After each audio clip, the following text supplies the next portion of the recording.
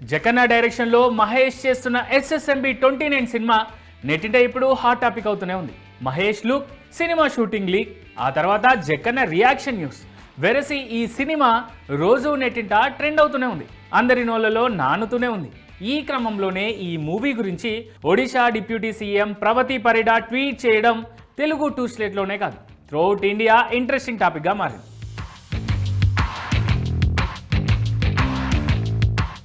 ఎన్నో అంచనాల మధ్య భారీ బడ్జెట్తో తెరకెక్కుతున్న Mahesh Jakkanna movie shooting at present ఒడిశాలోని కోరాపుట్ అడవులో జరుగుతోంది.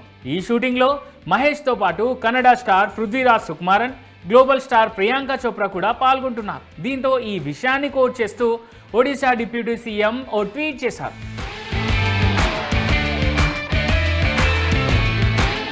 గతంలో పుష్ప 2 షూటింగ్ మల్కన్గిరిలో జరిగిందని గుర్తు చేసిన ఈమె ప్రస్తుతం SSMB 29 సినిమా షూటింగ్ కోరాపుట్లో జరుగుతుందని, దీన్ని బట్టి చూస్తే ఒడిశా సినిమా చిత్రీకరణకు స్వర్గధామం అంటూ తన ట్వీట్లో రాసుకొచ్చారు.